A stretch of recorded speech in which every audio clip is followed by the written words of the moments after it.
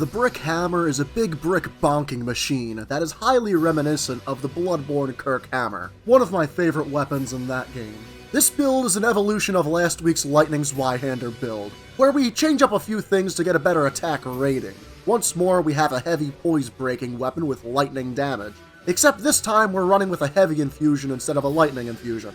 This will give us more attack rating in the end, as it will allow us to use lightning buffs on our weapon. The brick hammer 100% needs more love, as I haven't seen this weapon used once in my hundreds of PvE co-op sessions. The big hammer I see used much more often is the Giant Crusher, which is a colossal weapon and not a great hammer, and has higher base damage. However, both of them do have an S scaling in strength. But unfortunately for the Giant Crusher, it weighs 26.5 units, compared to the brick hammer's measly 12.5, making light load builds much more feasible. The brick hammer is also found very early in the game, just inside the side entrance of Stormvale Castle. Our buffs include Golden Vow, then Flame Grant Me Strength, then Lightning Armament, then two-handing the weapon. We go from an attack rating of over 600 to more than 1200. I even experimented with Lion's Claw and the Shard of Alexander on this build, but with the FP cost of the move and the already staggering damage of our hammer, Lion's Claw is just overkill.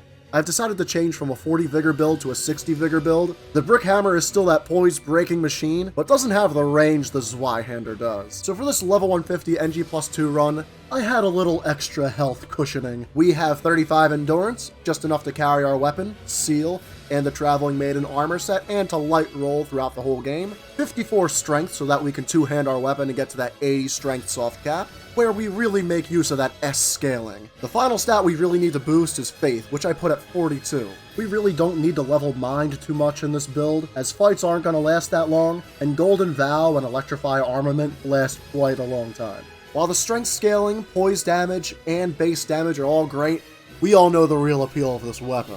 To carry around a fat cinder block on a stick and slay demigods with it. You can do more damage to enemies with this cinder block than Fireball did to my intestines freshman year. For extra effectiveness, be sure to make monkey noises as you induce blunt force trauma to the face of everything you come across.